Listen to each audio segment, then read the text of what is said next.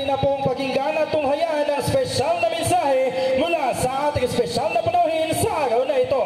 Ang aksyon sa tunay na buhay, ang numero 1 senador ng lalawigan ng Misamis Oriental, Senator Ramon Bong Revilla Jr.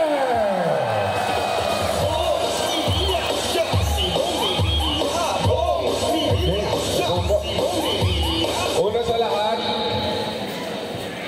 ibig kong magbigay galang sa ating napakakisig, napakasipag na gobernador, poging-pogi at mas pogi pa kay pogi na si Bong Revilla, Governor Peter Onabia! Teka. Go! Teka mo.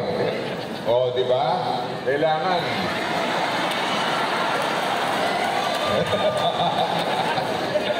Ang Coco Martin ng Misamis Oriental, di ba?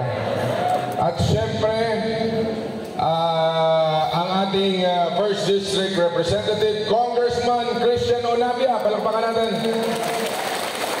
Ang ating Second District Representative, Kong Bambi Emano. Kong Bambi, matagal ko na rin ito nakasama. At nandiyan pa rin yung kanyang ama. At syempre, ang aking pong anak, si anak ng teteng, Congressman Brian Revilla na Agimat Party List. And the next mayor of Balingasag, Joshua Onabia. Ang daming fans. At ang ating district board member, Ray Buhisan, palakpakan natin. Marlon Co, JD or Gabi Abing Bernaldez, palakpakan po natin. Ang second district, Sharon May Emano, palakpakan po natin. Board member Nancy Maojos or Madjos, Madhod. Ayan, mali na kasulat. At ating Claveria Mayor, Mera Luna Abrogar, palakpakan po natin. Ayan si Mayor. Butots tayo ulit, Mayor. And of course, our Vice Mayor, Red Hardin. Palakpakan po natin.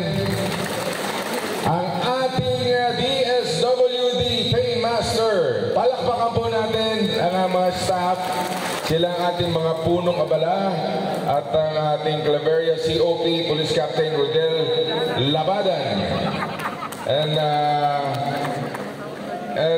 58 1B Battalion Commander Lieutenant Colonel Christian Uy, palakpakan po natin sila. At ang USTP Claveria Chancellor Araso, palakpakan natin. At sa lahat ng ating mga chancellors, hindi ko na isa-isayin pa, to all the students ng USTP Claveria, ayan, sa inyo pong lahat, sa lahat ng mga nagwagwapuhang kamukha ko, at sa lahat ng mga naggagandahang kababaihan na narito, maayong buntag sa inyong lahat, sa inyong tanan. Alam nyo, maaga namin nagising, 4 o'clock in the morning, para makadaupang palad kayong lahat, makita ko kayo, and it's really an honor. At ako po'y from the bottom of my heart, ako'y nagpapasalamat sa napakainit na pagtanggap nyo kay Bong Revilla. Kanina pa man, grabe, talagang sa mga estudyante, talagang maraming salamat sa inyo, USTP. Kaya nung ni-request ni Governor at saka ni Congressman yung para sa USTP, para sa inyo, Chancellor dito, sabi ko, sige, magkano ba? 50 million? O sige, go. Para sa mga estudyante natin yan, sa kabataan ng Misamis Oriental at sa mga kabataan na makikinabang. Alam ninyo, dito, ang aking, alam niyo, sa totoo lang, never akong pinabayaan na Misamis Oriental. Never akong pinabayaan talaga ng mga kababayan natin. Ever since, mapapelikula, mapatelebisyon, palagi kayo nandyan nakasuporta kay Bong Revilla. Kaya sabi ko nga, kahit buhay ko, itataya ko para sa inyo mga kababayan ko. I've been through a lot. Sobrang pinagdaanan ko. It's actually, by next year, it's my 30 years in public service. Nakita nyo kanina, ako'y naging vice-gobernador, naging gobernador, naging senador. Actually, pag ako'y pinalad muli, hinalad nyo ulit, pang-apat ko ng termino ito.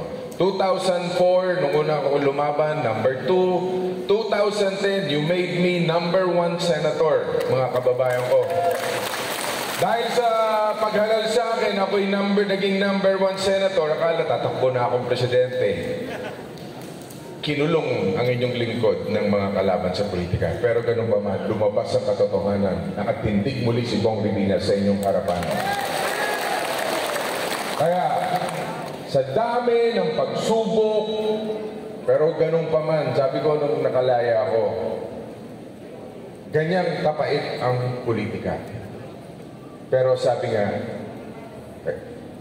hindi nila mapapatupi ang isang taong talagang walang inisip din kundi kabutihan para sa bayan.